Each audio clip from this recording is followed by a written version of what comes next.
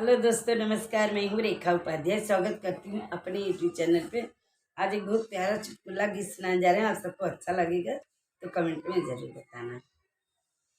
अइली बियाह कइके, अइली बियाह कइके, माजे बरतनवा बेलनवा धइके रोई लारे सजनवा बेलनवा धइके रोई लारे सजनवा बेलनवा धइके रोइला सजनवा बेलनवा धइके रोइला सजनवा बेलनवा धइके रोइला सजनवा बेलनवा धइके रोइला सजनवा।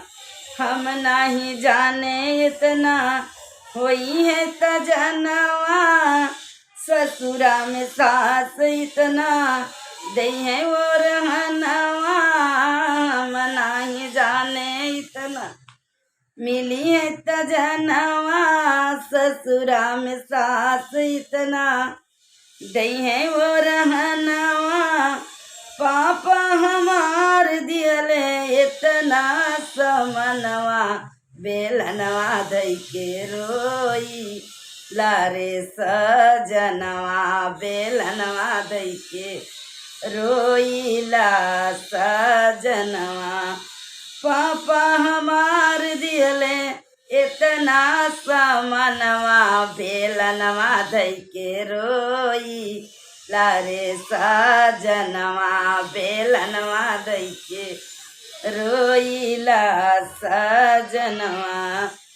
अइली बियाह कइके माजे बरतनवा बेलनवा धइके रोई लारे सजनवा बेलनवा धइके रोई लारे सजनवा। रोए ठोकी कपार बाउर भइल की समतिया, ठोकी कपार बाउर भई की समतिया।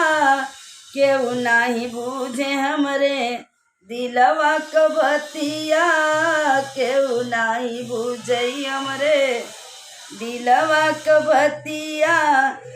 बड़ी लाज लागई हमके, बड़ी लाज लागई हमके, करीला सिंगरवा बेलनवा धइके रोइला रे सजनवा बेलनवा धइके रोइला रे सजनवा बेलनवा धइके रोइला सजनवा बेलनवा धइके रोइला सजनवा बेलनवा धइके रोइला सजनवा बेलनवा धइके रोइला सजनवा।